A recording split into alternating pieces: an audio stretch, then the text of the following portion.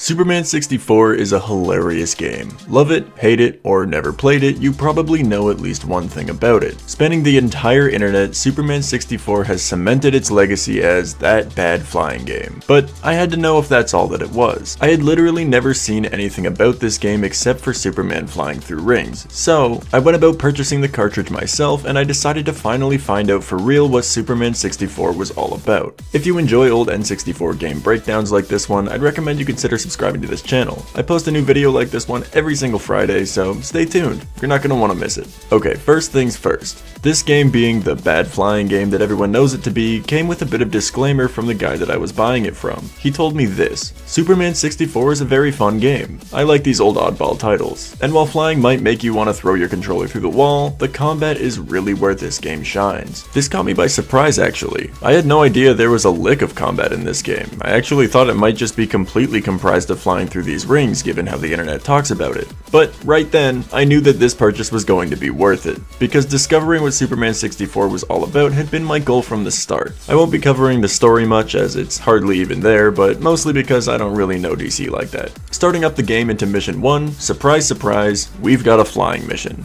Let's go over how this works. Lex Luthor has apparently set up a maze that we need to solve in order to find our friends or something, and this maze takes the form of a set of rings that we need to fly Superman through. This mission alone is probably where the bias against Superman 64's flying controls comes from, but let me be brutally honest about this. I don't even think they're that bad. I know.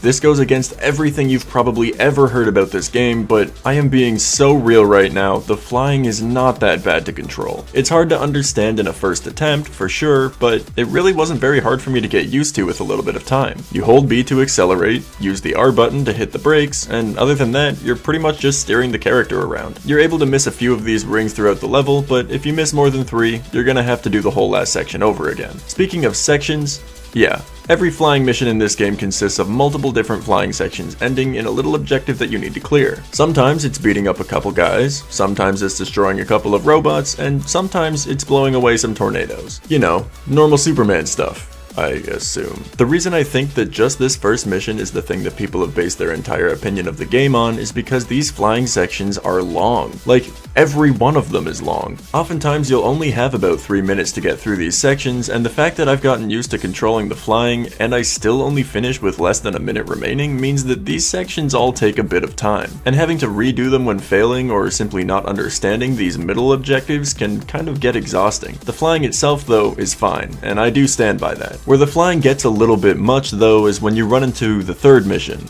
and the 5th mission, and the 7th mission. Basically every other mission is a flying level here, and the timers often just get longer and longer while still only having about a minute or less of leeway between failing or passing them. When making a single mistake means you'll have to do the 5-minute flying section you just did all over again just to progress towards doing 3 or more flying sections after it, yeah, it's a little bit inflated in the way of how much flying you'll be forced to do. Aside from all of my gripes though, it is undeniably pretty fun for me to fly around this huge city that they built into the game. You'll be going underwater, in between street lamps, around bridges, all sorts of good stuff. It's actually quite cool. It just burns you out so fast with the way they ended up implementing it. Where this game truly falls flat though is in every mission between the flying ones. Remember what the guy that sold me this game said? And while flying might make you want to throw your controller through the wall, the combat is really where this game shines. Yeah, I had the complete opposite experience. The flying was okay, and the combat missions were terrible. I had absolutely no fun with these levels. A lot of these levels have small objectives you gotta hit in order to journey further into the level, but a lot of these objectives are pretty poorly explained or just not explained at all. Not to mention the combat here is pretty horrendous. You've got one punch combo that you can perform by holding or spamming the A button, and funny enough, this combo isn't really a combo at all. In the very first action stage, the lady you need to defeat can straight up hit you in the middle of your attacks rather than moving around your hits or maybe blocking against you or something. You yourself are able to block as well, but there's really no reason to, as attacking or moving out of a block will often end with you just taking a hit anyways. These fights really just end up being crazy cat fights between you and whatever boss character you're fighting, where you can only pray that your hits land more consistently than theirs. You can just throw objects at these characters to try to damage them from a distance if that's provided, but that's also easier said than done with this weird set of tank controls that you have to work with. The most fun I was able to have inside of these combat stages was when when I accidentally found out by trying to move through this holographic wall that you can straight up clip out of bounds. Using this, I just navigated my way over to a room that I knew had an objective in it, completed the objective, and while looking online to see what I was supposed to do next, I found out you can just clip through this wall by flying into a box, return to the beginning of the level, and take out the boss of the stage. This was actually quite fun for me.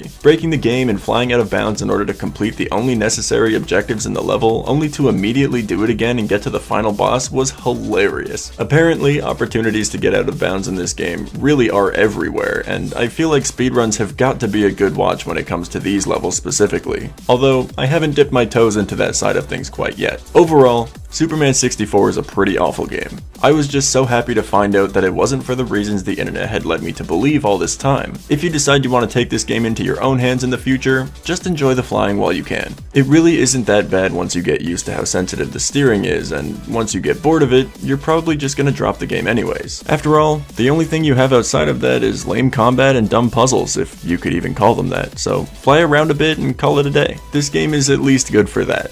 There you have it, short and sweet. If you like this video or would like to see more like it, consider subscribing to my channel. If you don't want to do that just yet, maybe click on one of the videos you see on screen now, and remember that I've got new videos coming out every single Friday. As for now, my name's Myloe, and I'm out.